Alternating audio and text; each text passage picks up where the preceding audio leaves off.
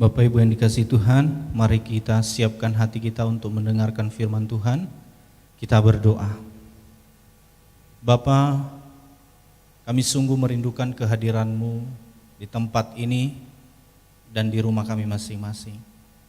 Kami percaya dimanapun kami berada, Tuhan hadir di sana.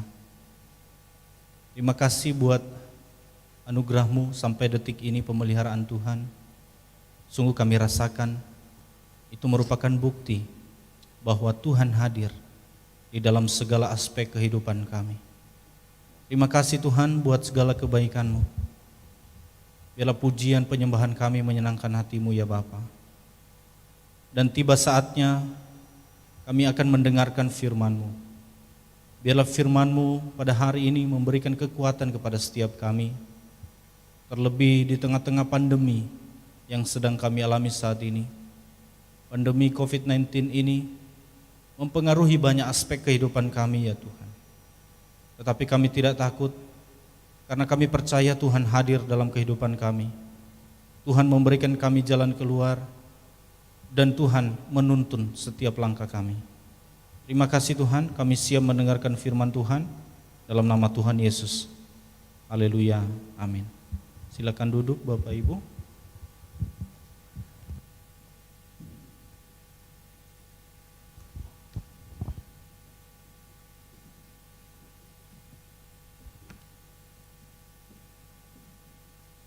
Shalom. Bapak Ibu yang ada di rumah, shalom. Puji Tuhan Bapak Ibu, hari ini kita kembali lagi untuk merenungkan firman Tuhan. Bagaimana kabar Bapak Ibu? Doa dan harapan kami di tempat ini Bapak Ibu dalam keadaan sehat selalu. Bapak Ibu yang dikasihi Tuhan, seperti yang telah disampaikan oleh Ibu Pendeta tadi bahwa tema pada hari ini yaitu Allah bekerja di sepanjang sejarah kehidupan manusia. Mari Bapak Ibu kita buka Alkitab kita di dalam kitab Roma. Kitab Roma pasal 8 ayat 26 sampai 39. Roma pasal 8 ayat 26 sampai 39 saya akan membacakan.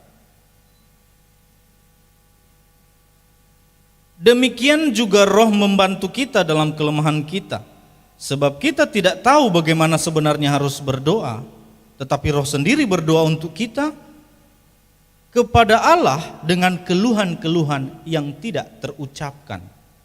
Dan Allah yang menyelidiki hati nurani mengetahui maksud Roh itu, yaitu bahwa Ia sesuai dengan kehendak Allah berdoa untuk orang-orang kudus. Kita tahu sekarang bahwa Allah turut bekerja dalam segala sesuatu untuk mendatangkan kebaikan bagi mereka yang mengasihi Dia, yaitu bagi mereka yang terpanggil sesuai dengan rencana Allah. Sebab semua orang yang dipilihnya dari semula, mereka juga ditentukannya dari semula untuk menjadi serupa dengan gambaran anaknya, supaya ia, anaknya itu, menjadi yang sulung di antara banyak saudara.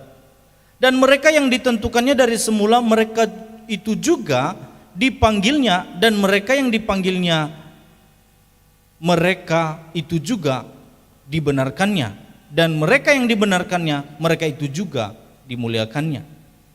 Sebab itu, apakah yang akan kita katakan tentang semuanya itu?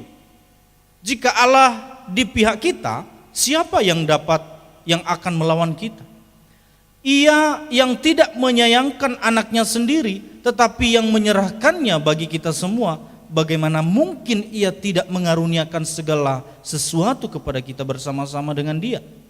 Siapakah yang akan mendengar orang-orang pilihan Allah? Siapakah yang akan menggugat orang-orang pilihan Allah? Allah yang membenarkan mereka, siapakah yang akan menghukum mereka? Kristus Yesus yang telah mati, bahkan lebih lagi yang telah bangkit, yang juga duduk di sebelah kanan Allah, yang malah menjadi pembela bagi kita. Siapakah yang akan memisahkan kita dari kasih Kristus? Penindasan, atau kesesakan, atau penganiayaan, atau kelaparan, atau ketelanjangan, atau bahaya, atau pedang? Seperti ada tertulis oleh karena Engkau kami ada dalam bahaya maut sepanjang hari. Kami telah dianggap sebagai domba-domba sembelihan. Ayat 37, tetapi dalam semuanya itu kita lebih dari orang-orang yang menang oleh Dia yang telah mengasihi kita.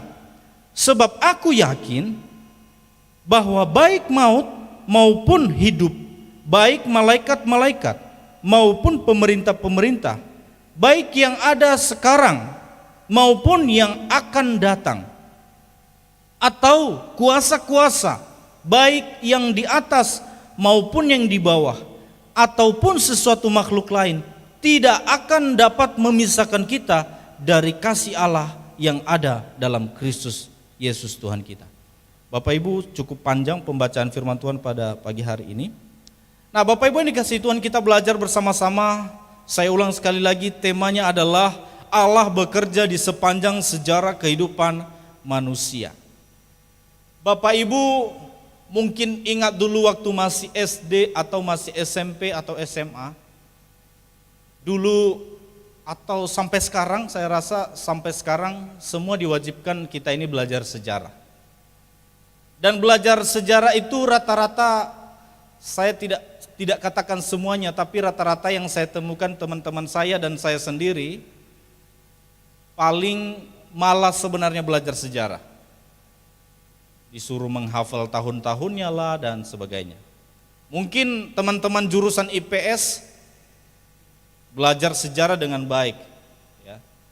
Tetapi teman-teman saya yang jurusan IPA biasanya, kenapa memilih jurusan IPA? Ya karena itu, menghindari belajar sejarah ini kadang-kadang. Nah, Bapak Ibu yang dikasihi Tuhan, kita belajar yang pertama di dalam tema ini, apa sih pentingnya belajar sejarah?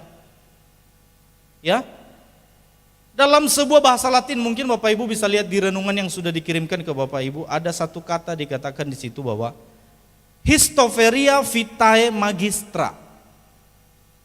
Histoveria vitae magistra. Nggak tahu benar nggak pembacaannya ini. Yang artinya adalah sejarah adalah guru. Di dalam sejarah, di dalam kita mempelajari sejarah, ada banyak sebenarnya kita pelajari di sana. Ada banyak makna yang bisa kita dapatkan dari sana. Makanya dikatakan bahwa sejarah itu adalah guru. Nah, Bapak yang mau dikasihi Tuhan, dalam kekristenan seharusnya kita belajar sejarah Alkitab.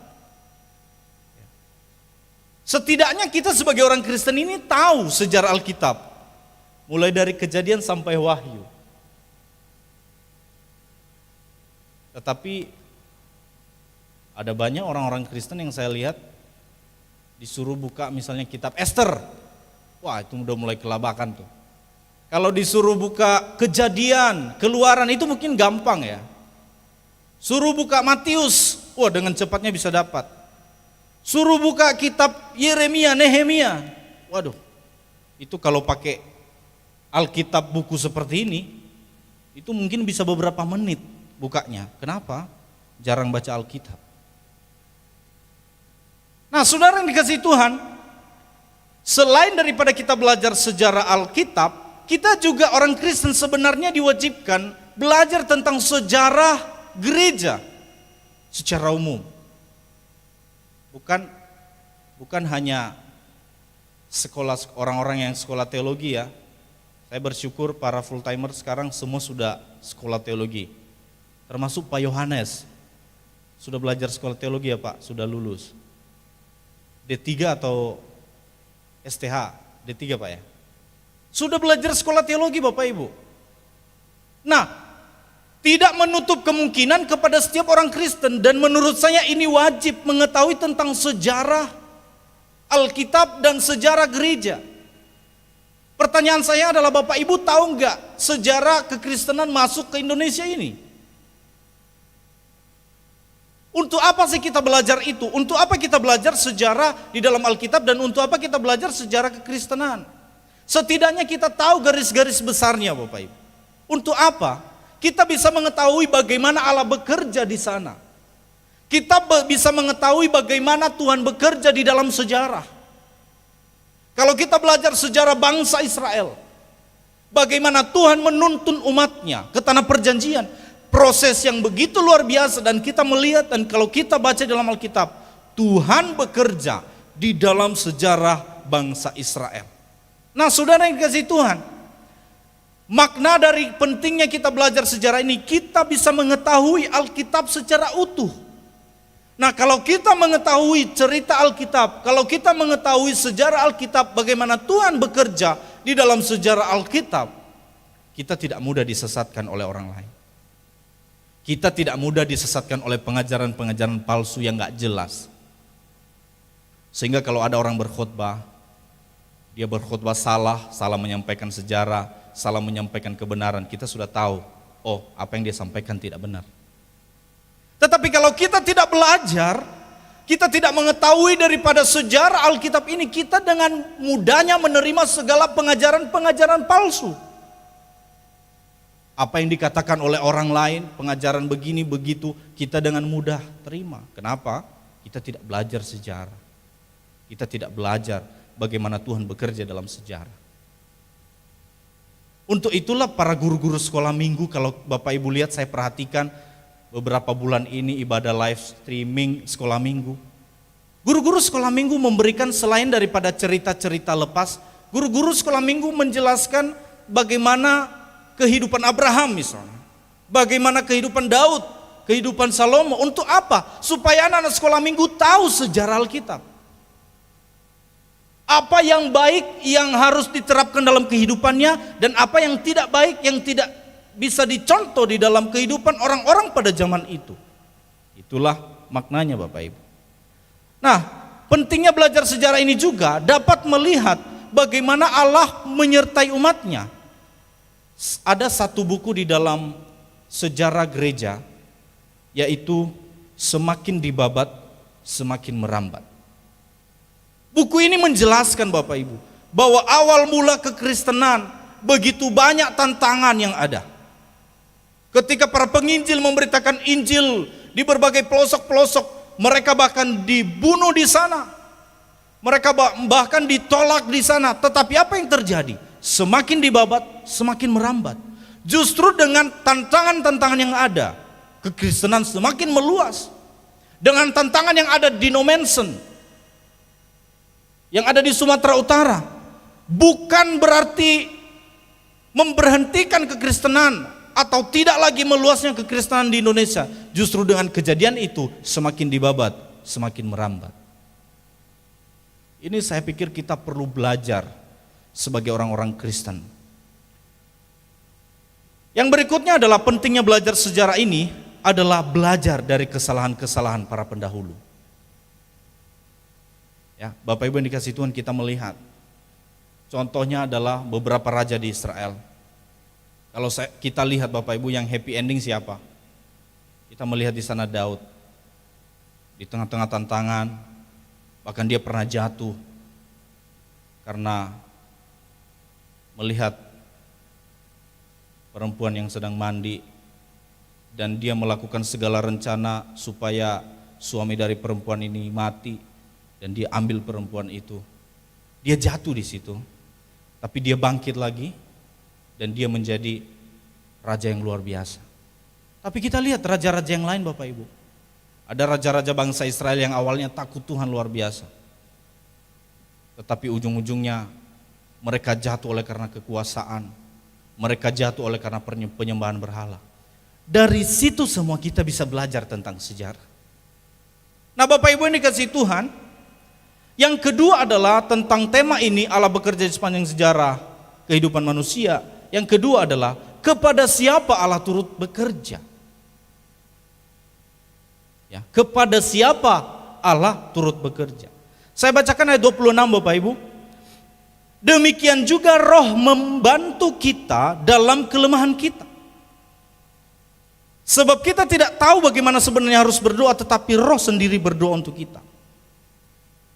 Ya, mungkin timbul pertanyaan, maksudnya bagaimana ini? Roh membantu kita dalam kelemahan kita. Bapak Ibu dikasihi Tuhan, beberapa bulan yang lalu saya menyampaikan tentang peran Roh Kudus dalam kehidupan orang percaya. Dia dapat menghibur kita ketika kita dalam kesedihan. Dia dapat menuntun kita kepada kebenaran ketika kita sudah mulai memakai kebenaran kita sendiri. Roh Kudus mengingatkan kita kepada kebenaran yang benar-benar sesuai dengan Alkitab.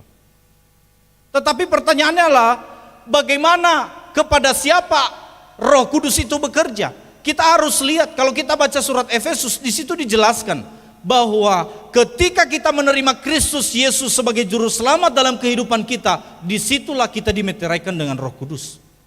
Ketika kita menerima Yesus sebagai juru selamat, disitulah Roh Kudus ada dalam hati kita, dan Roh Kudus itu bekerja di dalam kehidupan kita.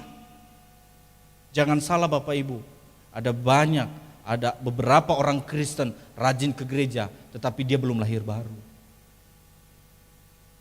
Ada beberapa orang Kristen yang sering melayani, tapi justru belum menerima Kristus Yesus sebagai juru selamat dalam kehidupannya, hanya karena alasan dia lahir dari keluarga Kristen. Nah saudara yang dikasihi Tuhan, kalau kita memahami hal ini, bahwa kita benar-benar sudah menerima Kristus Yesus sebagai juru selamat dalam kehidupan kita, maka Roh bekerja di dalam kehidupan kita. Itu mengapa dikatakan di ayat yang ke-28 bahwa kita tahu sekarang bahwa Allah turut bekerja. Nah Bapak Ibu yang dikasihi Tuhan, di ayat 27 di situ dikatakan bahwa Allah menyelidiki hati nurani. Ya, Allah menyelidiki hati nurani, mengetahui maksud Roh itu, yaitu bahwa ia sesuai dengan kehendak Allah berdoa untuk orang-orang kudus. Jadi kepada siapa Allah itu bekerja? Kepada siapa Allah turut bekerja? Kepada orang-orang yang sudah menerima Kristus Yesus dalam kehidupannya dan yang hati nuraninya bersih. Dijelaskan di situ Bapak Ibu, Allah menyelidiki hati nurani, yaitu 27. Kalau kita baca di dalam perjanjian lama, di situ dijelaskan juga bahwa manusia melihat yang di depan mata, tapi Tuhan melihat hati. Kepada siapa Allah turut bekerja? Kepada orang-orang yang mengasihi Dia. Kita lihat Bapak Ibu, di ayat 28. Kita tahu sekarang bahwa Allah turut bekerja dalam segala sesuatu untuk mendatangkan kebaikan bagi mereka yang mengasihi Dia. Bagi mereka yang mengasihi Dia. Bagi mereka yang melakukan kehendak Tuhan. Bagi mereka yang rajin bersekutu dengan Tuhan. Yang mengasihi Dia ini mengandung segala aspek Bapak Ibu. Kalau kita mengasihi Allah, berarti kita melakukan segala sesuatu untuk menyenangkan hati Allah. Seperti kalau Bapak Ibu mengasihi, misalnya anak-anak muda mengasihi pacarnya. Itu kalau mengasihi pacarnya itu, walaupun pacarnya itu di Tangerang misalnya, terus pacarnya yang satu di mereka pacaran, ada yang di Bekasi, ada yang di Tangerang. Dari Tangerang bilang, datang ke sini, karena yang dari Bekasi sayang banget sama yang di Tangerang, itu bisa datang Bapak Ibu. Karena mengasihi, karena kasih. Kadang kalau kita mengasihi seseorang, mencintai seseorang, kita melakukan segala sesuatu untuk menyenangkan hatinya. Bahkan sampai bukti daripada kasih itu kita menikah dengan dia. Saudara yang dikasihi Tuhan, seharusnya sama Bapak Ibu, bukti daripada kita mengasihi Allah, kita melakukan segala sesuatu keinginan Allah untuk menyenangkan hati Allah. Tidak mungkin seseorang mengasihi Allah kalau hidupnya tidak menyenangkan hati Allah. Bukti daripada kita mengasihi Allah adalah kita melakukan segala sesuatu untuk Allah, menyerahkan segala hidup kita kepada Allah. Kita lihat sendiri bukti kasih Allah terhadap kita. Saudara yang dikasihi Tuhan, ada satu hal yang menarik yang saya ikuti kemarin di kebaktian tahunan nasional di Institut Injil Indonesia Batu.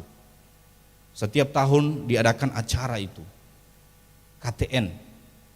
Jadi dari berbagai pelosok Indonesia, pendeta-pendeta diundang datang ke sana, tetapi karena pandemi ini, KTN dilaksanakan secara live streaming. Ada satu hal yang dibahas di sana, yaitu tentang ibadah online ini. Saudara yang dikasihi Tuhan, kalau bertemu dengan pejabat-pejabat di Indonesia ini, atau misalnya bertemulah dengan presiden contohnya, wah kita harus menyambut dengan luar biasa, kita berpakaian dengan luar biasa.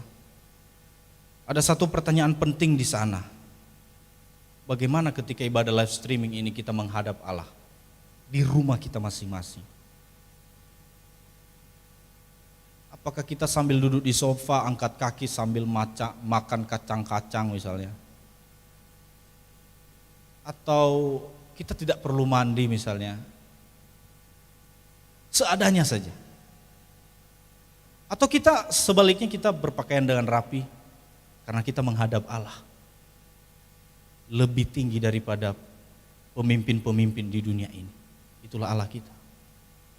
Saudara yang dikasihi Tuhan, itu juga salah satu bukti bahwa kita mengasihi Allah. Ketika kita menghadap Allah, kita memberikan yang terbaik. Kenapa? Allah menyelidiki hati nurani kita. Kita boleh menunjukkan kebaikan-kebaikan kita di depan banyak orang. Tapi Tuhan melihat hati Bapak Ibu. Percuma saja kalau Bapak Ibu pura-pura melakukan kebaikan di depan banyak orang supaya dipuji atau sebagainya. Tapi hati Bapak Ibu tidak sesuai dengan kehendak Allah. Allah menyelidiki hati nurani. Yang ketiga Bapak Ibu, Allah bekerja di sepanjang sejarah kehidupan manusia. Yang ketiga adalah bagaimana Allah bekerja. Di dalam ayat 28, di situ dikatakan bahwa Allah turut bekerja dalam segala sesuatu. Kita garis bawahi dalam kata segala sesuatu. Ini berarti maksudnya apa? Di dalam segala aspek kehidupan manusia Allah turut bekerja. Namun Bapak Ibu, ada satu ayat firman Tuhan juga yang mengatakan bahwa Allah menuntut kita untuk melakukan segala sesuatu seperti untuk Tuhan, bukan manusia. Coba kita lihat Bapak Ibu ya. Ini masih dalam tulisan-tulisan Paulus. Allah turut bekerja di dalam segala sesuatu. Di ayat yang lain juga mengatakan bahwa lakukanlah segala sesuatu seperti untuk Tuhan, bukan untuk manusia. Pertanyaannya adalah, di tengah-tengah pandemi ini apakah Allah turut bekerja? Di tengah-tengah masalah yang sedang kita hadapi, bagaimana Allah bisa bekerja? Mungkin Bapak Ibu pernah menanyakan hal itu. Ketika Bapak Ibu mengalami tekanan-tekanan hidup, mengalami persoalan dalam rumah tangga, mengalami persoalan-persoalan di dalam pekerjaan Bapak Ibu. Saya juga, di dalam pelayanan saya, pernah saya berkata, apakah Allah bekerja? Tapi hari ini saya mau tekankan kepada kita Bapak Ibu. Bagian kita adalah melakukan segala sesuatu kehendak Tuhan. Mengasihi Dia dengan sungguh-sungguh. Maka saya yakin, di dalam persoalan hidup kita, Allah pasti bekerja. Kita tidak tahu kapan Tuhan menunjukkan mujizatnya dalam kehidupan kita. Tapi saya percaya orang yang mengasihi Tuhan tidak pernah Tuhan biarkan. Allah pasti bekerja dalam kehidupannya. Tetapi tuntutan kita sebagai orang Kristen juga, lakukan segala sesuatu untuk Tuhan. Tidak mungkin Tuhan bekerja di dalam segala sesuatu untuk kita kalau kita tidak melakukan segala sesuatu untuk Tuhan. Jelas Bapak Ibu? Itulah mengapa dalam perjanjian lama ada kutuk dan berkat. Ketika orang melakukan hal yang tidak sesuai dengan kehendak Tuhan, ada kutuk bagi mereka. Tetapi ketika orang melakukan hal-hal yang menyenangkan hati Tuhan, mempersembahkan hidupnya kepada Tuhan, ada berkat yang diberikan kepada mereka. Jangan sampai kita salah Bapak Ibu. Jangan sampai selama ini kita melakukan segala sesuatu, kita menganggap bahwa itu kita lakukan untuk Tuhan, padahal bukan. Oleh sebab itu kita harus menyelidiki setiap apa yang kita lakukan setiap hari. Ini menyenangkan hati Tuhan atau tidak? Saya lakukan ini untuk Tuhan atau tidak? Kita harus selidiki bagaimana cara kita menyelidikinya Bapak Ibu. Kita harus sering bersekutu dengan Tuhan. Pernahkah Bapak Ibu pagi-pagi sebelum bekerja, Tuhan saya mau bekerja hari ini, dan biarlah saya melakukan kehendak-Mu dan baca firman Tuhan yang dibaca dilakukan pada hari itu. Pernahkah Bapak Ibu melakukan hal itu? Atau Bapak Ibu bangun, langsung saja bekerja dan sebagainya? Firman Tuhan menuntun hidup kita Bapak Ibu. Yang kedua adalah bagaimana Allah bekerja. Dikatakan di situ bahwa mendatangkan kebaikan. Mendatangkan kebaikan bagi mereka yang mengasihi Dia. Tuhan tidak pernah merencanakan rencana yang jahat. Oleh sebab itu kalau kita mengalami persoalan, jangan pernah salahkan Tuhan dalam hidupmu. Karena Tuhan tidak pernah merencanakan rencana yang jahat. Tapi dikatakan di situ bahwa mendatangkan kebaikan. Mendatangkan kebaikan bagi mereka yang mengasihi Dia. Bapak Ibu mengasihi Tuhan? Ada satu lagu, aku mengasihi Engkau Yesus dengan segenap hatiku. Aku mengasihi Engkau Yesus dengan segenap jiwaku. Jika menyanyikan lagu ini, apakah Bapak Ibu benar dalam hati Bapak Ibu mengasihi Tuhan? Saya berharap lagu ini tidak hanya sebatas daripada perkataan ucapan kita, tapi kita mengasihi Tuhan, kita tunjukkan bukti kasih kita terhadap Tuhan. Kita tunjukkan di dalam hal kita berperilaku, kita tunjukkan di dalam hal kita berpikir, kita tunjukkan di dalam segala aspek kehidupan kita bahwa kita mengasihi Tuhan. Oleh sebab itu, kalau kita sudah mengasihi Tuhan dengan baik, dengan sungguh-sungguh, segala sesuatu Tuhan kerjakan untuk mendatangkan kebaikan bagi kita. Saya harap Bapak Ibu mengaminkan ini. Ketika kita sudah melakukan segala sesuatu untuk Tuhan, percayalah bahwa Allah akan melakukan segala sesuatu untuk mendatangkan kebaikan bagi kita. Berikutnya Bapak Ibu, ada satu ayat di Yeremia pasal 18 ayat 4. Apabila bejana yang sedang dibuatnya dari tanah liat di tangannya itu rusak, maka tukang periuk itu mengerjakannya kembali menjadi bejana lain menurut apa yang baik pada pemandangannya. Seperti inilah Allah bekerja. Dianalogikan di situ seperti tanah liat di tangan penjunan. Allah turut bekerja. Kalau tanah liat itu bisa ngomong, dia mungkin menjerit kesakitan. Tetapi kita lihat hasilnya, itu luar biasa Bapak Ibu. Bapak Ibu bisa lihat mungkin ada vas bunga di sini yang terbuat dari tanah liat. Prosesnya itu harus dibakar dan sebagainya dilakukan di situ supaya dia bisa menarik untuk dilihat orang. Saudara yang dikasihi Tuhan, yang keempat adalah kita berbicara tentang jaminan hidup orang-orang percaya. Yang pertama di ayat 31. Sebab itu apakah yang kita katakan tentang semuanya itu jika Allah di pihak kita? Yang pertama adalah Allah di pihak kita. Ya. Yang kedua di ayat 33 dan 34, siapakah yang dapat menghukum? Siapakah yang dapat menggugat orang-orang pilihan Allah? Dikatakan di situ. Dan di ayat 34 juga dikatakan bahwa Kristus Yesus yang telah mati, bahkan lebih lagi yang telah bangkit, yang juga duduk di sebelah kanan Allah, yang malah menjadi pembela bagi kita. Di sini Paulus mengarahkan kita kembali kepada berbicara tentang Paskah. Bagaimana Tuhan Yesus mati dan bangkit, naik ke surga. Di dalam berbagai proses itu Tuhan Yesus melakukan semuanya itu untuk kita. Maka Allah lah yang menjadi pembela kita. Nah, ada yang menarik Bapak Ibu di ayat 35. Siapakah yang akan memisahkan kita dari kasih Kristus? Penindasan, kesesakan, penganiayaan, kelaparan, ketelanjangan, bahaya, atau pedang. Di sini Paulus menjelaskan bahwa segala sesuatu tantangan-tantangan hidup tidak bisa memisahkan kita daripada kasih Kristus. Itu yang harus kita imani Bapak Ibu.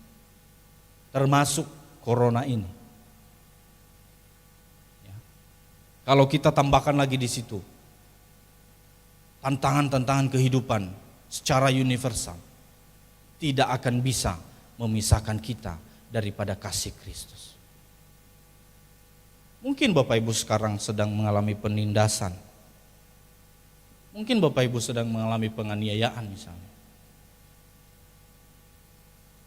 Percayalah bahwa Allah di pihak kita. Dan tidak ada yang bisa memisahkan kita daripada kasih Kristus, apapun juga itu. Di ayat 35, 38 dan 39. 38 dikatakan, sebab aku yakin bahwa baik maut maupun hidup, baik malaikat-malaikat maupun pemerintah-pemerintah, baik yang ada sekarang maupun yang akan datang, atau kuasa-kuasa baik yang ada di atas maupun yang di bawah, ataupun sesuatu makhluk lain, tidak akan dapat memisahkan kita dari kasih Allah yang ada dalam Kristus Yesus Tuhan kita. Segala sesuatu yang menjadi tantangan, segala sesuatu yang ada di bumi ini tidak dapat memisahkan kita dari Kristus. Apa yang bisa memisahkan kita? Ya kalau kita sendiri yang mau memisahkan kita daripada kasih Kristus. Saudara yang dikasihi Tuhan, Allah bekerja di sepanjang sejarah kehidupan manusia. Kalau kita melihat dalam perjanjian-perjanjian lama, bagaimana Allah bekerja di sana, bagaimana Allah menuntun umatnya, maka saya percaya Allah yang sama juga Allah yang akan menyertai kita pada zaman ini. Jangan pernah meragukan hal ini. Percayalah bahwa di dalam segala sesuatu Allah bekerja. Bahkan di tengah-tengah pandemi ini. Ada banyak orang bersaksi Bapak Ibu, setelah pandemi ini, setelah kejadian ini, ada banyak orang bersaksi bahwa betapa pentingnya persekutuan dengan Tuhan. Ada banyak orang juga bertobat karena pandemi ini. Jadi percayalah bahwa Allah turut bekerja di tengah-tengah tantangan, termasuk pandemi COVID-19 ini. Ini akan memberikan kekuatan kepada kita Bapak Ibu, bahwa setelah pandemi ada masalah yang kita hadapi lagi, ada pandemi yang harus kita hadapi lagi. Kita percaya Allah turut bekerja untuk mendatangkan kebaikan bagi kita yang mengasihi Dia. Bapak Ibu yang dikasihi Tuhan, kita belajar dari kehidupan Ayub. Kalau kita melihat sejarah, ketika Ayub mengalami sebuah tantangan dalam hidupnya. Yang pertama, kekayaannya habis dalam sekejap. Yang kedua, fisiknya. Dia harus mengalami penyakit borok. Sehingga dikatakan di dalam kitab Ayub, ketika dia mengalami hal itu, dia menggaruk badannya itu pakai pecahan tembikar. Pecahan tembikar itu seperti pecahan keramik. Dia menggaruk badannya saking gatalnya dan sakitnya badannya itu. Dia harus menggaruk pakai pecahan tembikar. Secara kekayaan habis, secara fisik benar-benar parah penyakitnya. Dan yang ketiga, anak-anaknya semua mati, semua meninggal. Di dalam ketiga hal ini Bapak Ibu bisa membayangkan perasaan Ayub. Yang keempat, muncul lagi Bapak Ibu istrinya. Yang keempat, muncul lagi istrinya. Bapak Ibu bilang, tinggalkan saja Allahmu itu. Coba lihat nih, gini. Kamu menyembah Tuhan terus hidupmu kayak gini. Habis kekayaan kita. Mungkin seperti itu kalau dibahasakan sehari-hari. Kamu sembah Allah tapi kenapa anak-anak kita meninggal? Kekayaan kita habis. Terus kamu sakit kayak gini. Di mana Tuhan itu? Udah tinggalkan saja Tuhanmu itu. Saudara bisa bayangkan kalau Bapak Ibu berada di posisi yang sama. Mungkin bapak-bapak misalnya mengalami hal itu, terus istri dari bapak-bapak harus mengatakan hal itu. Sudah anak kita harus meninggal dunia, sudah kekayaan habis, sakit lagi, istri juga tidak beriman kepada Tuhan. Saya rasa ini merupakan komplit apa yang dialami oleh Ayub. Tapi apa yang dikatakan oleh Ayub? Apakah kita hanya mau menerima yang baik dari Allah? Tidak mau menerima yang buruk. Ini pernyataan yang sangat luar biasa Bapak Ibu. Ayub menyadari bahwa di dalam segala sesuatu yang dialami, Allah bekerja di sana. Allah turut bekerja dalam kehidupannya. Bapak Ibu saat ini mungkin mengalami, mungkin berbeda dari Ayub, tetapi tantangannya berbeda. Tetapi ada tantangan yang dimana Bapak Ibu tidak bisa lagi mengandalkan siapa-siapa. Mengalami persoalan-persoalan hidup. Bahkan orang terdekat mungkin meninggalkan kita ketika kita mengalami persoalan hidup. Tapi coba kita lihat, Ayub tetap berpegang teguh pada Tuhan. Mulai dari pasal 1 sampai pasal 41. Di situ Ayub mengalami proses yang luar biasa. Tidak hanya istrinya Bapak Ibu, sahabat-sahabat Ayub datang ke tempat Ayub mengatakan, udah, tinggalkan saja Tuhanmu itu. Sahabat-sahabatnya sendiri mengatakan, ini karena dosamu ini, makanya kamu bisa seperti ini.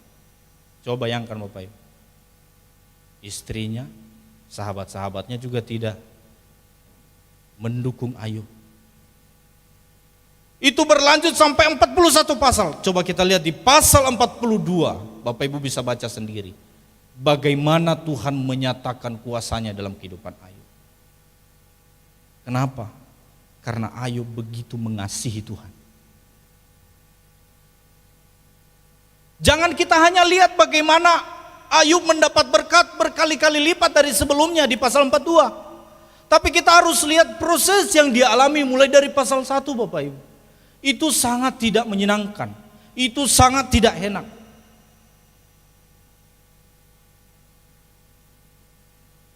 Tapi Tuhan menunjukkan kuasanya.